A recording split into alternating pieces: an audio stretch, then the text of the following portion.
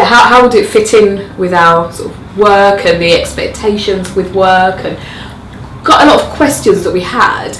On my part, I do remember us sitting down. It seemed to be quite a lot of weekends that we'd spend sort of trying to work out what is going to work for us and looking at the policy and trying to understand, because I knew very much, with the whole maternity, how that worked, but how did that translate into shared parental leave? And we had so many questions. I remember we were looking online and looking at, lots of resources to sort of try and understand the whole policy a bit more, answer a lot of questions, because I remember we got to a point where right, we wanted to do shared parental leave together. Is that something we can actually do? Or we were sort of questioning a lot of things, weren't we?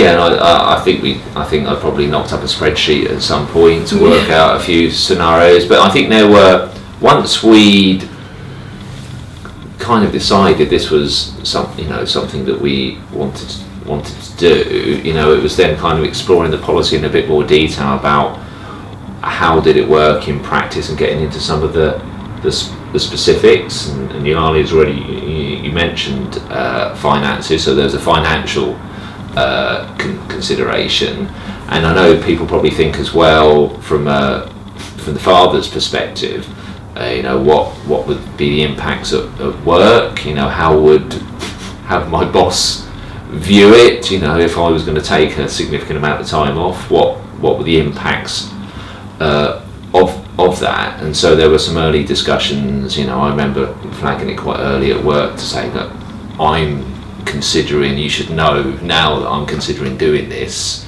so that you're aware that there needs to be some plan. I was actually told that when I went to my HR woman. She said to me, she goes, that I think I was the only one that had ever done it. So she was, I'm going to her to sort of get some advice to see if something's possible. So I quite early on realised that she hadn't really had much experience in it, so it was really up to us. I think if this is something we really wanted to do, it was up to us to sort of investigate. I'd definitely say in the initial instance, you're just so knackered and just sleep deprived, and it's so relentless, unexpectedly so, that just being at home, it's just like, you're just happy to get some sleep where you can and get help wherever you can if possible. But it can feel definitely very isolating. You can feel really lonely. Oh my gosh, the way she's looking at me with these big glowing eyes, she expects me to know everything and protect her, and it's like, oh my god, I was so new, you're new, I'm new to this, sort of thing. So it was relearning who I am, and also having to redefine who I was as well, as a mother. So initially I was suddenly like, oh, well, I'm just a mum, and it was great that you and we had a conversation about it a few months in, where I was just like, I feel like I've almost lost myself in this motherliness, and it was about redefining, where being a mum fits alongside who, Sneni was before, if that makes sense, and ensuring that I continue to be driven and do the things that I enjoy doing, whether it is part of me being creative in my kind of personal life or communications in my professional life, not losing sight of that and seeing where me continuing to do those things will actually benefit Eleni as well.